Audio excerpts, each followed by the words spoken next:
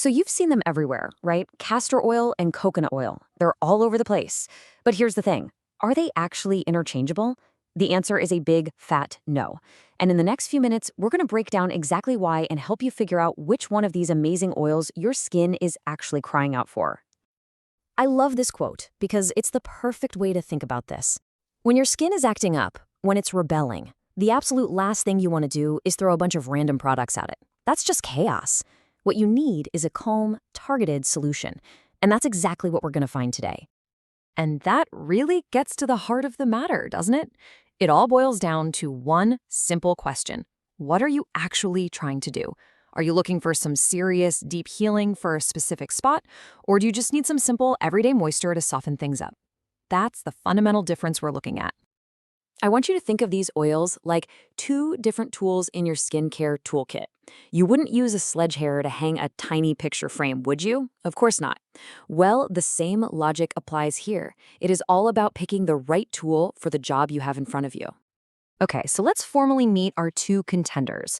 In one corner, we've got the heavy-duty specialist, and in the other, the lightweight, do-it-all multitasker. Let's really get into what makes them so different. And here it is, the core difference right here. Castor oil is thick, it's viscous, it almost feels like honey.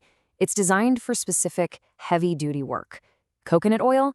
It's the total opposite. It's smooth, it spreads super easily, and it's perfect for more general, all-over kind of use. Now, to really get how these work, we need to know this one word, occlusion. It sounds kind of technical, but all it means is forming a seal on your skin. Think of it like putting a lid on a pot of water. This barrier is so important because it stops moisture from just evaporating away. Both oils do this, but believe me, one is way, way more powerful than the other.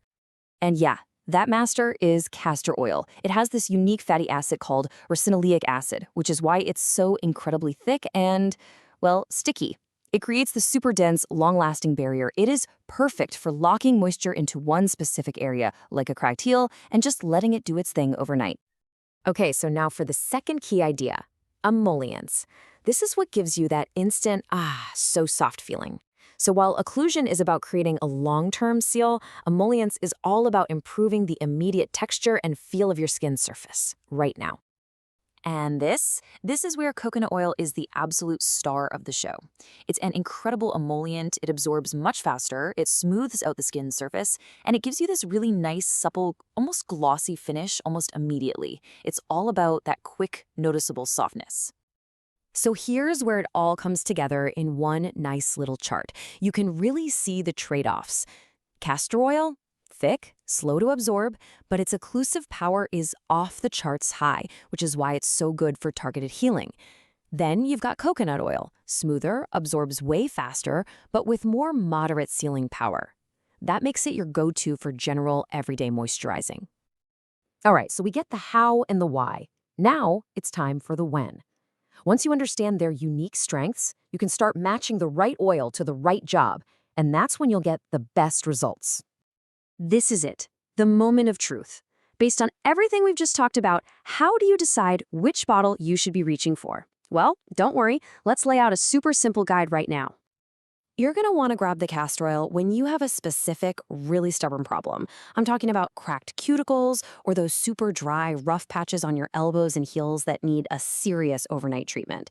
And it's also amazing for split ends, but here's a little tip. It's so thick, you might want to dilute it with a lighter oil like jojoba, just to make it easier to work with.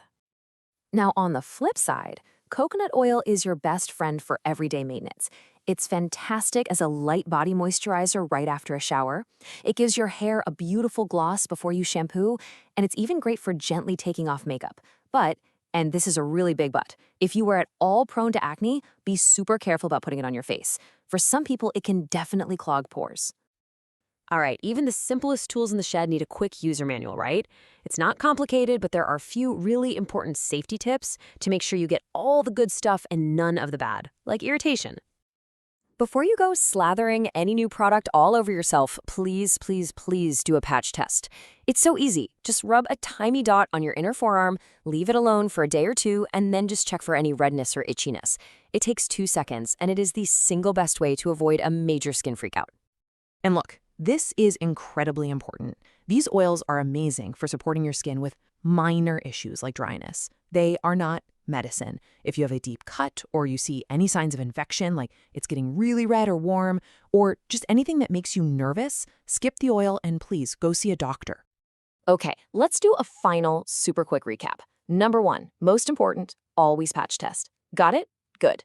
Remember, castor oil is for deep, targeted sealing. Coconut oil is for quick, everyday softening. If castor oil feels too sticky, just blend it. And always, always listen to your skin. If it gets irritated, stop using the oil. And for anything that looks serious, see a professional. So at the end of the day, it's pretty simple. These oils are tools, they're not miracle cures. Castor oil is your heavy-duty specialist. Coconut oil is your friendly, easygoing multitasker. So the only real question left is, which one of those tools does your skin need today?